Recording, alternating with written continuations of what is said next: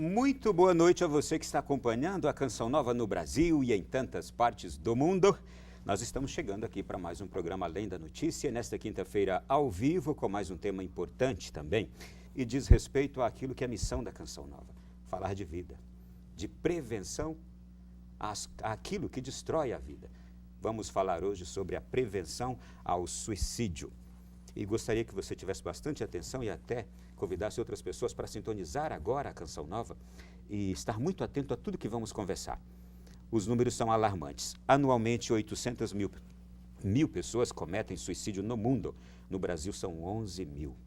Segundo números do Ministério da Saúde recentes, divulgados pela revista Galileu, em setembro, o índice de suicídios cresceu entre 2011 e 2015 e hoje é a quarta maior causa de mortes entre jovens de 15 a 29 anos.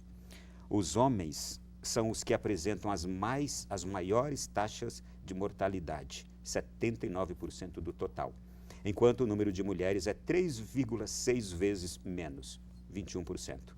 Viúvos, solteiros e divorciados foram os que mais morreram por suicídio, 60%.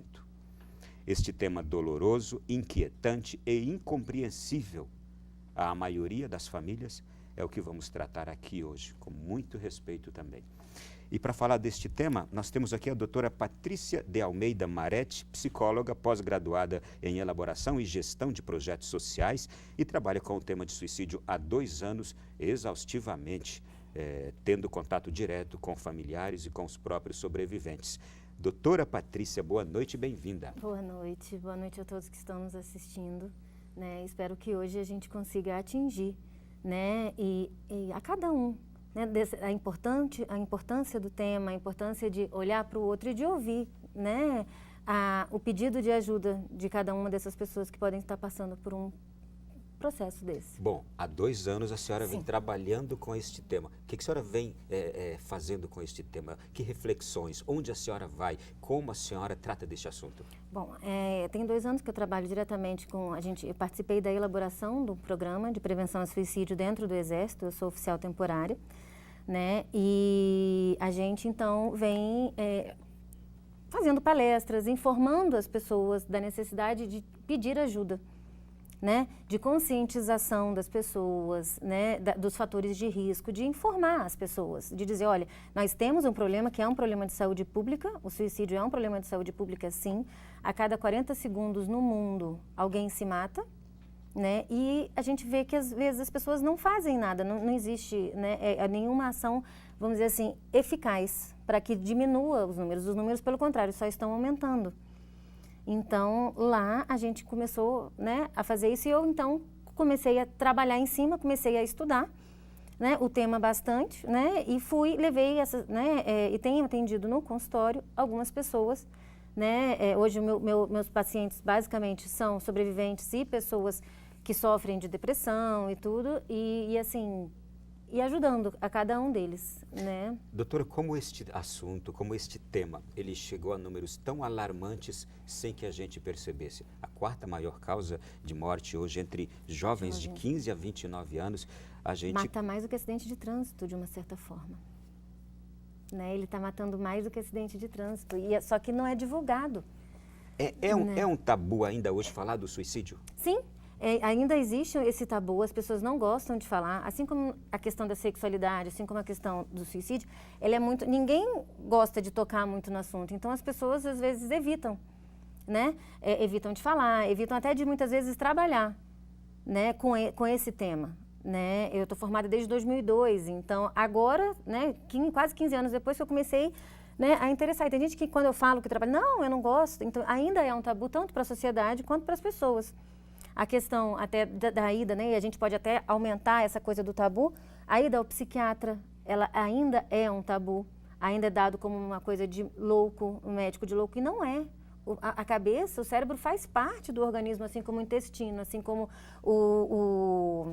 né, a cabeça, assim como o braço, a perna, então está tudo muito interligado. E o fato de se evitar falar sobre o assunto, pode aumentar o número dele? Pode, porque assim, se você evita falar, você não informa, e quanto mais uma informação adequada, você evita que as pessoas, né, cometam ou até pensem errado. Existe um mito dentro do suicídio que se você não informa, ou se você informa, aliás, se você informa, você pode aumentar o número de suicídios. Inclusive, isso se diz a respeito da imprensa, porque você não ouve noticiários na imprensa sobre o suicídio. E eu já ouvi algumas ocasiões pessoas dizerem que a imprensa é proibida de dar notícia de suicídio. O que é verdade sobre isso? Na verdade, o que acontece? A imprensa pode... Existe uma cartilha realizada pela OMS, feita pela OMS, que ela diz o que pode e o que não pode. O que não pode ser feito pela imprensa é dizer muitos detalhes, porque aí você pode, é o que a gente chama de efeito contaminação, né? Você pode dar ideias às outras pessoas, mas você pode dizer, olha, no canto tal ocorreram esses, isso aí. Mas o problema é que a imprensa acaba que esmiuça muito, e aí acaba dando notícia demais que não seria necessário. Nome, idade, local, você não precisa dizer.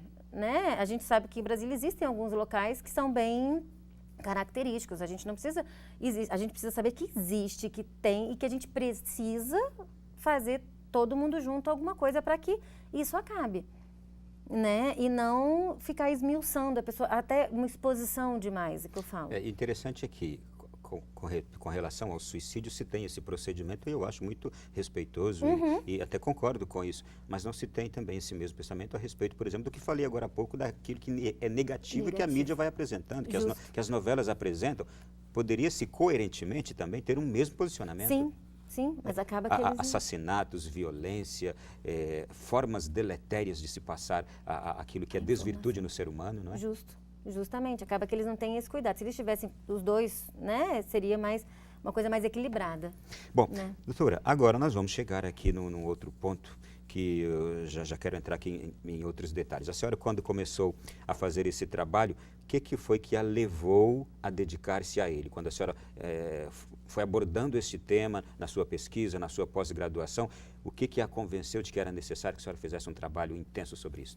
Primeira coisa, assim, a questão do suicídio, ele é considerado, né, e a gente não tem como falar de suicídio sem falar no que ele é, né, e isso que me chamou mais a atenção. Quando a gente pensa em suicídio, geralmente a gente pensa assim, o que causou o suicídio. E, na verdade, o suicídio é um tema multifatorial, é um fenômeno multifatorial, multicausal, se a gente pode dizer assim. Que existem várias causas que são meio que acopladas nela. E aí tem os transtornos mentais, né, ou transtornos psiquiátricos, a questão da depressão que está aumentando no mundo. No caso dos transtornos mentais, psiquiátricos, até é um pouco mais compreensível. Aliás, ao longo da história sempre foi mais compreensível, não é? A questão do tipo, das perdas, as pessoas não têm, e o que mais me chamou a atenção foi a falta, muitas vezes, o suicídio ele é conhecido como o fenômeno dos 4 Ds. É o desamparo, o desespero, a depressão e o despreparo. Eu vou pedir a senhora que repita. É o desamparo, a desesperança, o desespero e a depressão. Né? E isso me chamou muito a atenção porque são pessoas que realmente eles pedem ajuda. Né? Existe um mito de que os suicidas eles não falam, eles não avisam, eles não contam, eles não comentam. Pelo contrário, eles dão pistas. A maior parte deles vão a médicos, né? Eles falam algumas frases que são, eu quero morrer. Ninguém vai falar, eu quero morrer, eu não aguento mais, se a pessoa já não está mais, se não está muito bem. Então, a gente precisa apoiar essas pessoas. Deixa eu voltar um pouquinho aqui. Diga. Desamparo, a característica do desamparo. Falta de tudo, falta de contato, falta de cuidado, falta de amor. Se a gente pudesse resumir... Desamparo pode ser também comparado com um abandono? Sim, também. Né? É como se ele se sentisse muito sozinho. Existe na verdade, o suicida ele tem uma dor muito grande. Né? É um ato dor. A gente muitas vezes tem um mito dizendo que a questão da coragem ou de covardia, né? Na verdade, o suicida, ele é tanta dor, é tanto incômodo, é tanta agonia que ele tem dentro do coração dele, dentro dele, que ele quer matar aquela dor, aquela sensação ruim que ele tem. Então, e aí vem a desesperança de dizer... Desesperança, não acredito mais em nada, eu não quero mais, eu não dou conta mais, eu não aguento mais essa vida, né? Eu não consigo mais viver. Próximo passo, desespero? Desespero. Aí eu entro em desespero, o que eu vou fazer? Qualquer coisa que me venha à cabeça. E que está mais próximo a mim. E aí a ideia, né, é o que a gente chama do comportamento suicida. Você tem uma ideação, você tem uma ideia, você tem um planejamento, você acaba executando, tendo êxito ou não. Né? Então é aquela coisa que entrou em desespero, ele pode. E aí pode, num ato de impulsividade, ele pode se matar, ele pode usar algum meio que vai ser letal para ele. Bom, naturalmente, quem já estava vivendo esse processo aqui, estava num estado de depressão?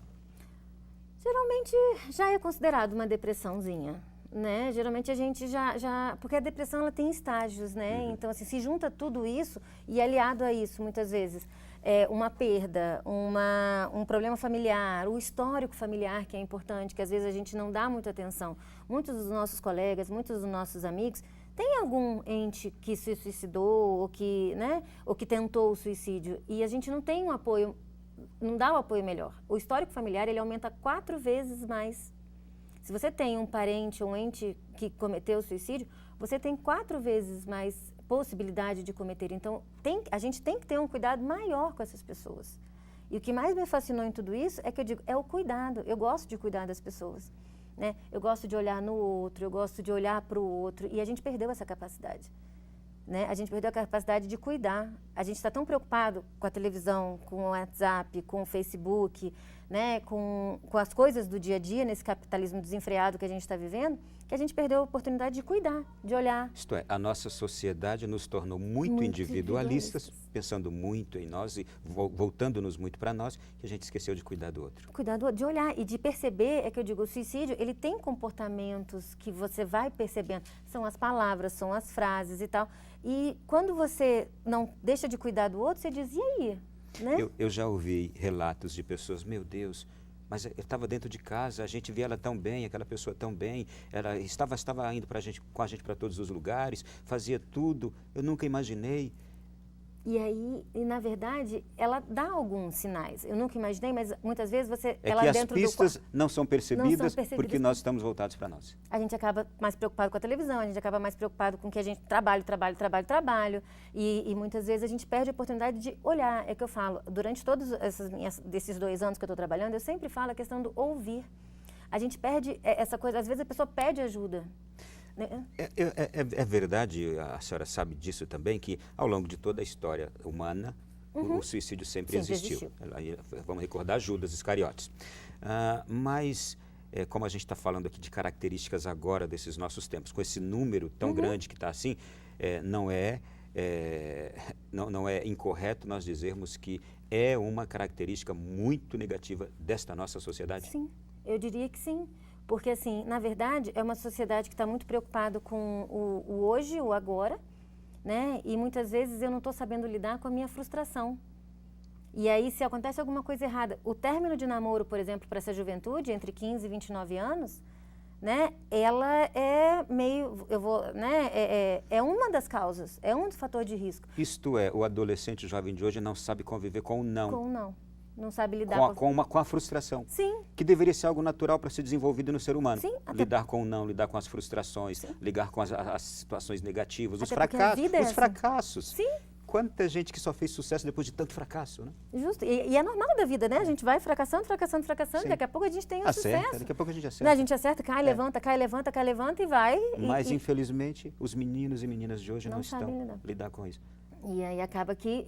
É uma falha da nossa sociedade atual. Eu diria que sim. Não prepará-los para isso. Sim, eu diria que sim. Vamos continuar esse bate-papo no próximo bloco? Vamos lá. Estou gostando. Daqui a pouquinho a gente volta aqui na sequência do Além da Notícia e você pode mandar sua pergunta para o número que está aparecendo aí de WhatsApp também. Vamos tentar, na medida do possível, aqui trazer as questões para a doutora Patrícia responder, ok? Até já.